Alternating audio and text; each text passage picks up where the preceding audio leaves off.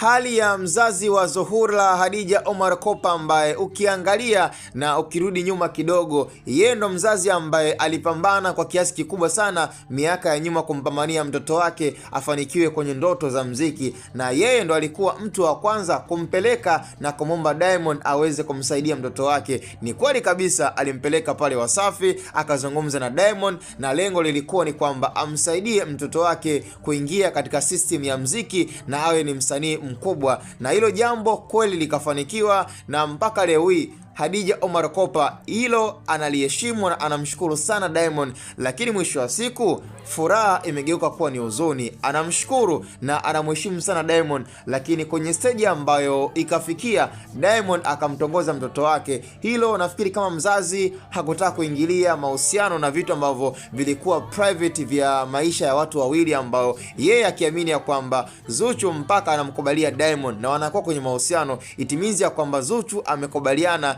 na kila hali. Sasa kama mzazi, hata kama mtoto wake yeye mwenyewe kilanga chake mwenyewe na maamuzi ya kwake mwenyewe, ila kwa changamoto ambazo Zuchu anazipitia, Khadija Omar Kopa yeye mwenyewe amenyoosha mikono juu, na sasa hivi kumekuwa na bifu zito, bifu kali, na mpaka muda huu hawaongei, hawapigiani simu Khadija Omar Kopa na Mama Nasibu. Kumekuwa na pande mbili tofauti ambazo hawasapotiani, na kama mnakumbuka pia kwenye usiku wa Mama Dangote akiwa timiza miaka 59 ambayo ilikuwa ni siku tarehe 11, yani Khadija Omar Kopa kusogea eneo la tukio kwake yeye ilikuwa ni kama kuingia kwenye vita bila ya silaha. Na sasa hivi ndo mjue tu ya kwamba ili bifu na hisi kabisa kwamba litakuwa ni endelevu. Sidhani kama Khadija Omar Kopa anaweza akamsamee na wakawa wanazungumza kwa urafiki tena na Mama Nasibu, kutokana pia na wanayomfanyia mtoto wake. Kwa mzazi wa aina yote hawezi akasamee